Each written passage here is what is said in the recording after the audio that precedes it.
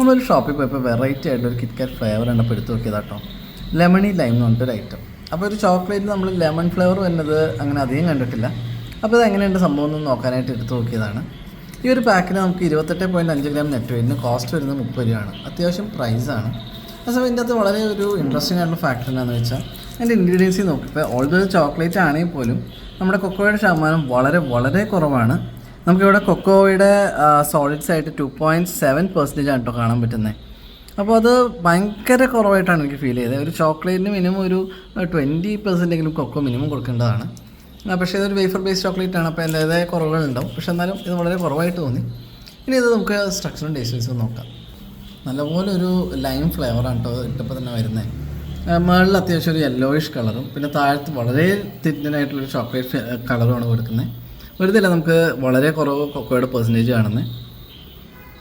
ഇതാണ് നമ്മുടെ item. Taste vice ഒന്ന് നോക്കാം. നമ്മുടെ ഫോക്സിൻ്റെ ഒക്കെ ഒരു ലെമൺ ഫ്ലേവേർഡ് ആയിട്ടുള്ള ക്യാൻഡി ഉണ്ട്. അപ്പോൾ അതിൻ്റെ ക്യാൻഡിയുടെ ഒപ്പം നമ്മൾ കിറ്റ്കാറ്റിൻ്റെ ചോക്ലേറ്റ് കഴിച്ചാൽ എങ്ങനെ ഇരിക്കുക ആ ഒരു ടേസ്റ്റാണ്. പേഴ്സണലി എനിക്ക് ഒട്ടും തന്നെ ഈ ഫ്ലേവറിങ് ഇഷ്ടപ്പെട്ടില്ല. അപ്പോൾ ഡെഫിനറ്റായിട്ട് നിങ്ങൾക്ക് ഏറ്റവും ഇഷ്ടമുള്ള കിറ്റ്കാറ്റിൻ്റെ ഫ്ലേവർ ഒന്ന് കമൻറ്റ് ചെയ്യുക. ഇത് കിട്ടുകയാണെങ്കിൽ ട്രൈ ചെയ്യുക. ചാനൽ ഇഷ്ടപ്പെടുമെങ്കിൽ സബ്സ്ക്രൈബ് ചെയ്യുക.